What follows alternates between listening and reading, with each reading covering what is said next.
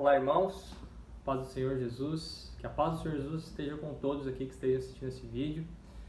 Hoje, neste vídeo, eu quero convidá-los a abrir a sua palavra.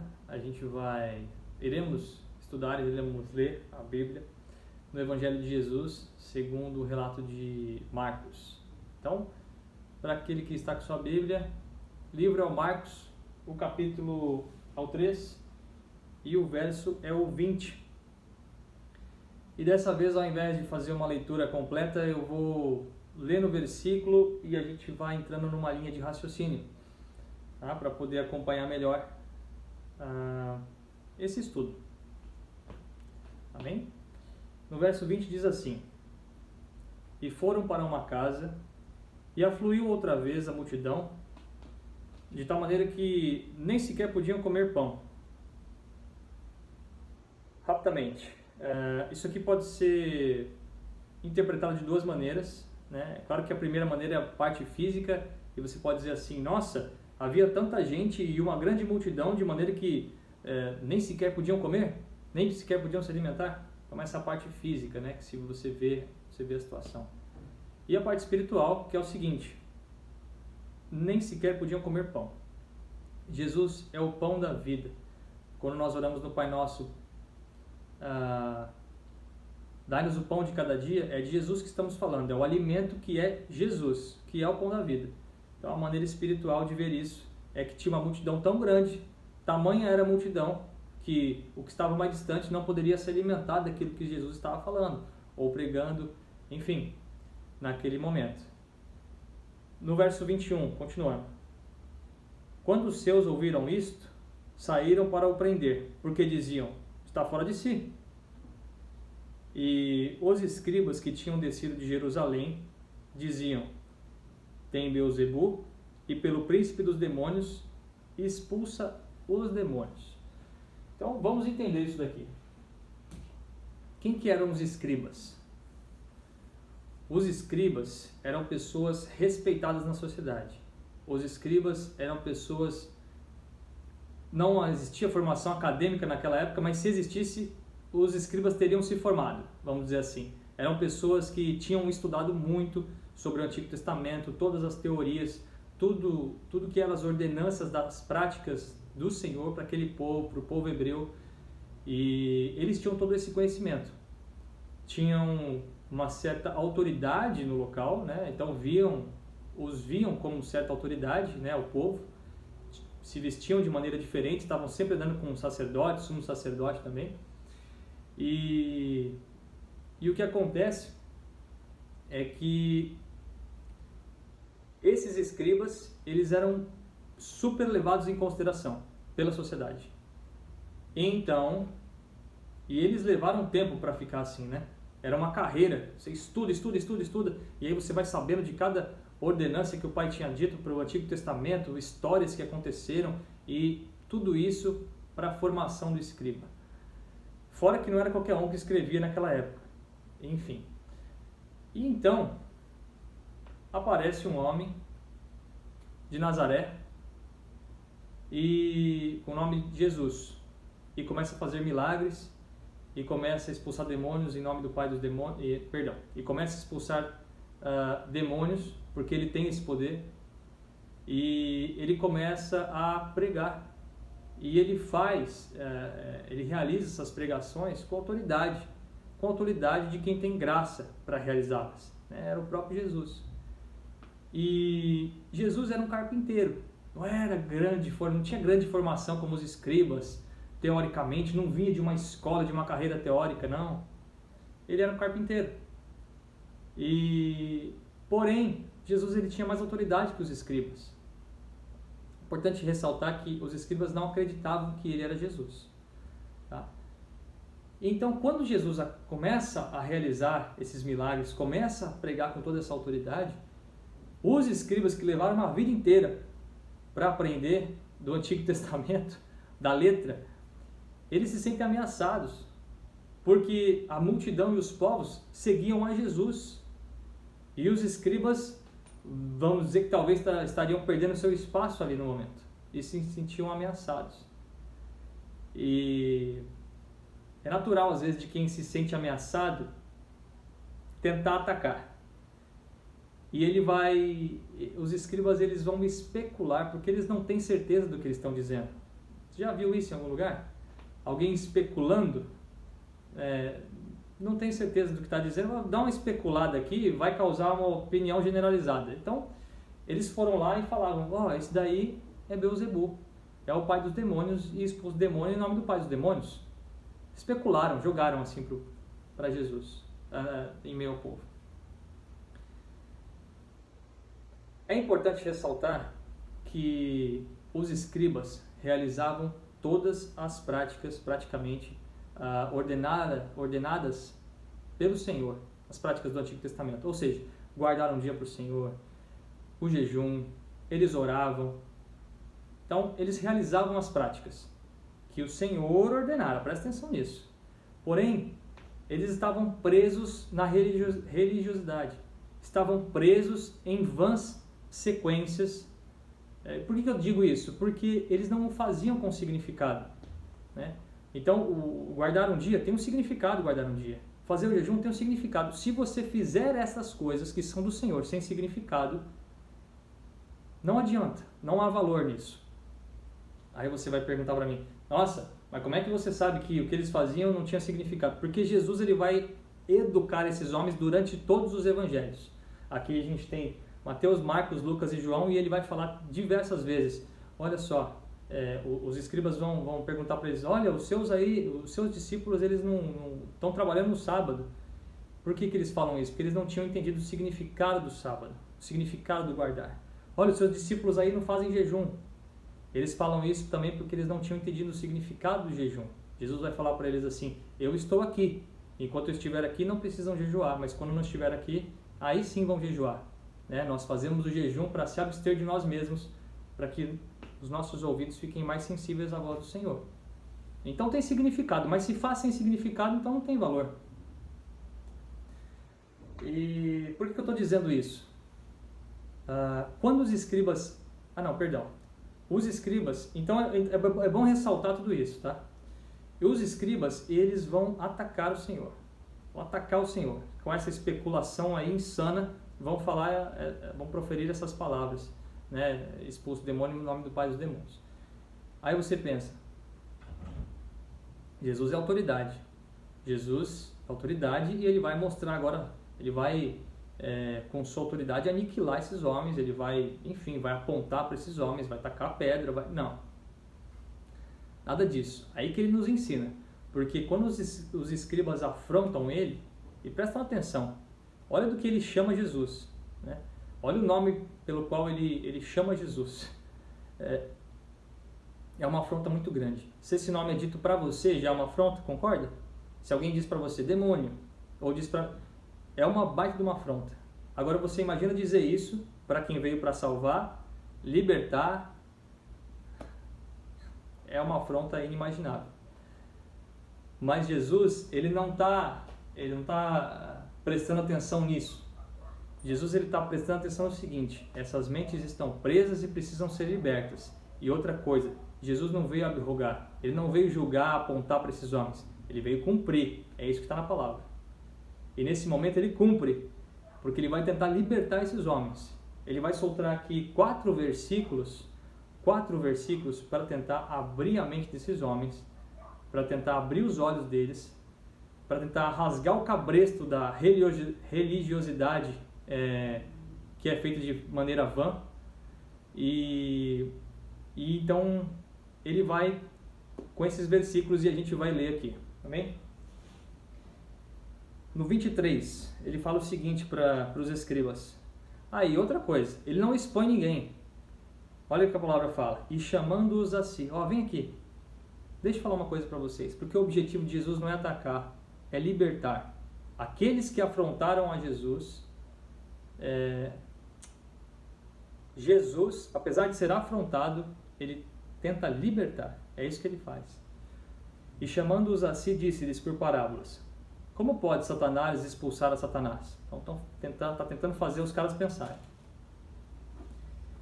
24. E se um reino se dividir contra si mesmo, tal reino não pode subsistir. E se uma casa se dividir contra si mesma, tal casa também não pode subsistir. E se Satanás se levantar contra si mesmo e for dividido, não pode subsistir. Antes tem fim. Então aqui ele está dizendo, olha, isso que vocês estão falando, perceba que não tem base e fundamento. Isso que vocês estão falando, porque dois reinos não subsistem. Se há dois objetivos diferentes, um não subsiste, né? Satanás, se expulsar Satanás, então não existe unidade, existe separação, ou vai haver dois ou nenhum, não subsiste. E isso também é um grande ensinamento para a nossa vida, porque o casamento, uma união, por isso tem esse nome, né? Casou, né? As duas. Casou, então casamento. Claro que no casamento, homem e mulher têm opiniões diferentes, normal, natural. E aí vão arrazoar sobre essas opiniões e tentar caminhar respeitando e prosseguindo, entendendo o que é melhor para cada momento. Mas o objetivo final, o ideal, o significado da vida, e é da vida, não estou falando de trabalho, nada disso, estou falando da vida. Se esse objetivo final ele não for o mesmo, não há unidade. Então o casamento ele não existe, ele não subsiste. Por quê? Porque não há unidade, não há concordância no objetivo final, no ideal. Entende? É diferente de opiniões diferentes. E, por exemplo, a igreja também ela acredita que haverá o casamento de Jesus com a igreja. Quando Jesus voltar para arrebatar o seu povo, haverá um casamento de Jesus com a igreja. Mas é qualquer igreja? Se a igreja anda nos... Jesus é o caminho, a verdade e a vida. Se a igreja anda nesse caminho que é Jesus, nessa verdade que é Jesus, nessa vida que é Jesus, então, quando Jesus vier, haverá um casamento, uma unidade, e logo subsistem para o mesmo ideal, para o mesmo objetivo, enfim. Agora, por outro lado, se a igreja não está nesse caminho que é Jesus, não está nessa verdade, não está nesse ideal, não haverá casamento, não haverá unidade. Por quê? Porque dois objetivos finais diferentes não subsistem. Logo tem fim. É o que ele está falando aqui. Se Satanás se levantar contra si mesmo, não pode subsistir. Antes vai ter fim. Então, isso é de um ensinamento para nós. Agora, no próximo versículo, ele vai apontar para os escribas, ele vai mais fundo, ele vai tentar ir lá no fundo do coração deles e vai tentar fazer eles entenderem o que está acontecendo com a vida deles. Tentar mostrar a essência, né? Então ele fala o seguinte, no verso 27. Ninguém pode roubar os bens do valente entrando em sua casa, se primeiro não manietar o valente, e então roubará a sua casa. Ninguém pode roubar os bens do valente entrando em sua casa, se primeiro não amarrar, acorrentar, aprisionar o valente. Tá? E então roubará a sua casa. Então, o valente. O valente é o seguinte, qual é o pensamento do valente? Temos o valente aqui e o ladrão aqui, o valente. Do suor das suas mãos virá o seu sustento. O valente, ele protege sua casa, protege o seu lar, protege os seus. Esse é o valente. E aqui do outro lado a gente tem o ladrão. O ladrão quer o quê? As coisas fáceis. Tá nem aí para a sua vida. Não quer nem saber, ele só quer as coisas fáceis. Esse é o ladrão. Dois pensamentos diferentes. Se os dois não concordarem, e não vão, porque são dois pensamentos diferentes, logo não subsistem. Não há unidade, não há roubo. Percebe? Se os dois não concordarem, não há roubo. Mas o ladrão ele não descansa. Então, como que ele pode fazer para roubar o valente? Pode amarrar o valente. Pode aprisionar o valente. Ele pode acorrentar o valente. Quem que é o verdadeiro ladrão das nossas vidas? Quem que é o verdadeiro ladrão deste mundo, vamos dizer assim? Ladrão deste mundo. E aqui, quando eu pergunto isso, uma dica. Não é o assaltante de banco, aquele que levou o seu celular ou o seu carro um dia, não. Não é esse. Aliás, este pode até te ferir, ele pode matar o teu corpo, mas não pode matar a tua alma. E esse verso eu fiz até questão de memorizar, está em Mateus 10, 28. O Senhor fala assim: não tema aquele que pode matar o teu corpo, mas não pode matar a tua alma. Temai antes aquele que pode fazer perecer sua alma e o seu corpo. Percebe que na segunda estrofe ele não fala matar, ele fala fazer perecer? Eu vou repetir. Não temai aquele que pode matar o seu corpo e não pode matar a sua alma. Temai aquele que pode fazer perecer a sua alma e o seu corpo. Ou seja, na segunda estrofe, ao invés dele falar assim: temai antes, porém, aquele que pode matar a tua alma. Ele não fala isso. Ele fala: temai antes aquele que pode fazer perecer. Então é diferente. Matar, fazer perecer. O mal, ele não vai chegar com um machado espiritual e matar a sua alma. O mal, ele vai fazer você perecer. Ele vai fazer você mesmo fazer isso consigo. Ele vai fazer você mesmo se amarrar, se aprisionar, se acorrentar. E como que ele faz isso? É com corda? É com corrente? Ele te coloca numa cela, numa prisão? Não, ok, todo mundo perceberia, né? Ele vai fazer isso da maneira que você menos percebe. Da maneira que menos para você parece que você está sendo aprisionado. Da maneira que menos para você parece que você está sendo acorrentado. Então vou dar uns 3 exemplos, mas cada um vai ter o seu próprio em sua vida e talvez vai meditar nisso.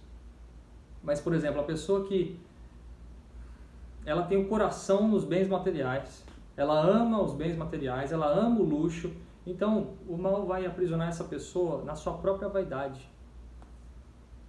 Essa pessoa, ela esquece de Jesus e vai servir a sua própria vaidade. Segundo exemplo, a pessoa que tem uma inclinação para as coisas da carne.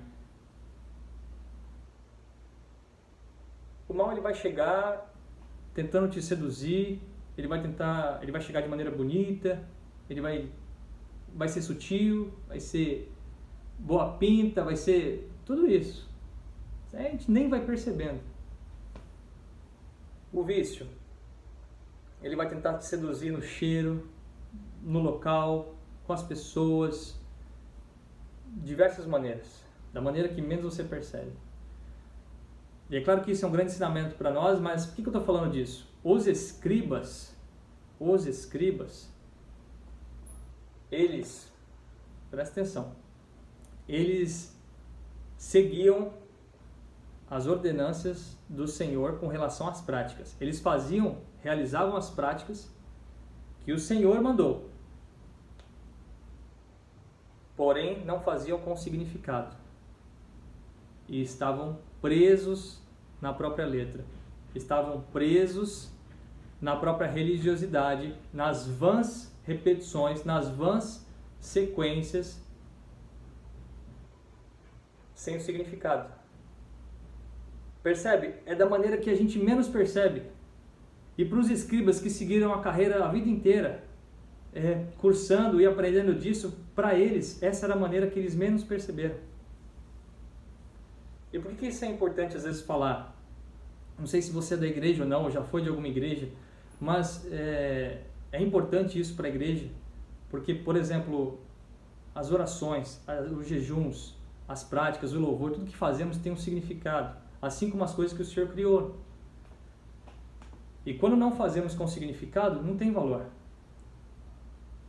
Eu aprendi a orar para almoçar, desde pequeno.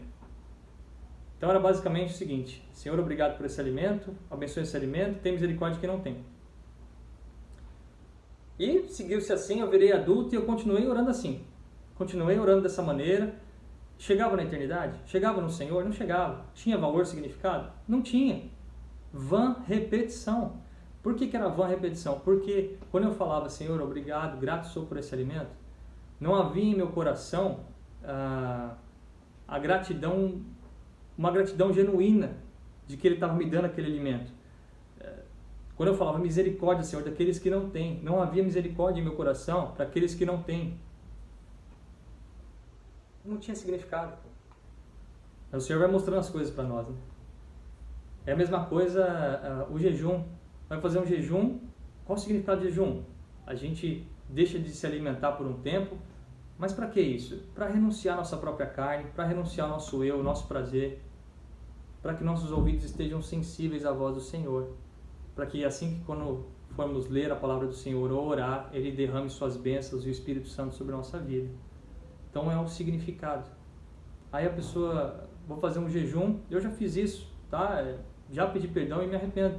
Mas, por exemplo, aprendi o significado, porque eu já fiz o seguinte, você chegar, Senhor, estou apresentando aqui esse jejum, aí fiquei lá um tempo sem fazer o jejum, aí fui assistir TV, programa que não tem nada a ver, sabe, e você vai para o trânsito, coisas que te desagradam e você, praticamente, você está completamente fora do propósito, fora do significado, aquilo não teve valor nenhum.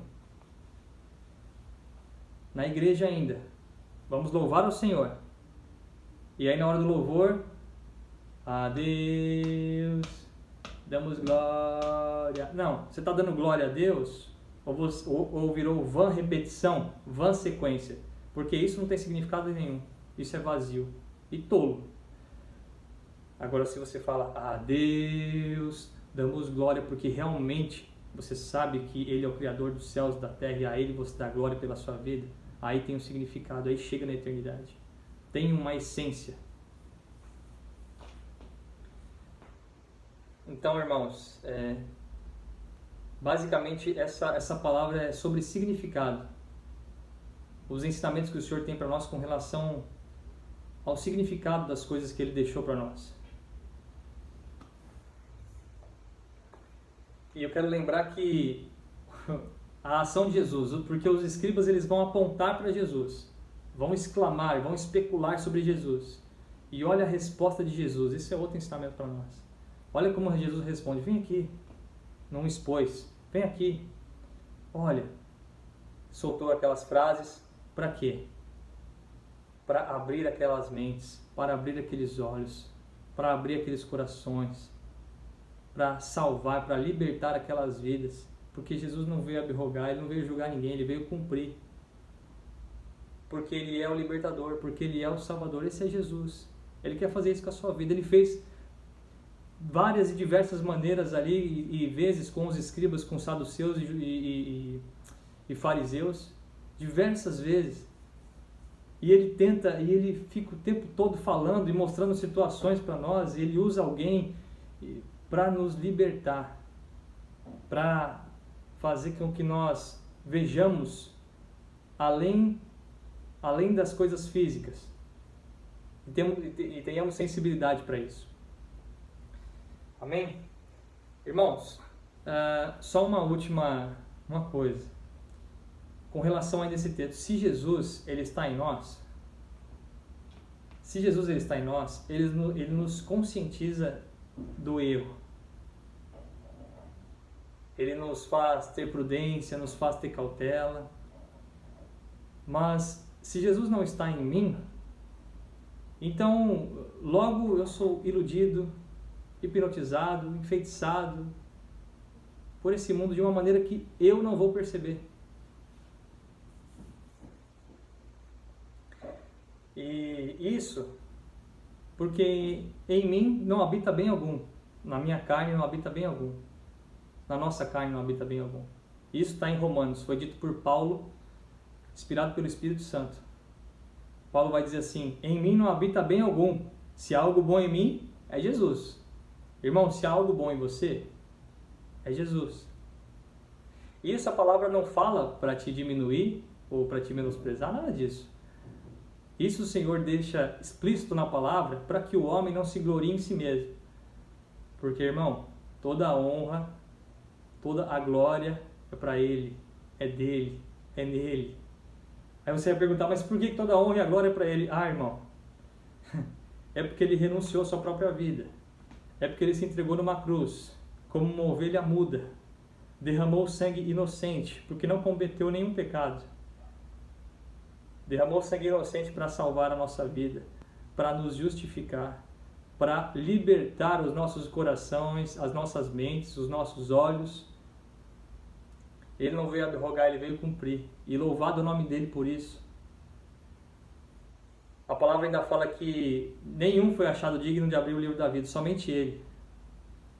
Ele é o leão da tribo de Judá, é a raiz de Davi, e ele quer entrar na sua casa, ele quer entrar no seu coração, ele quer rasgar o cabresto, ele quer libertar os corações e as mentes e fazer morada aí dentro do seu coração.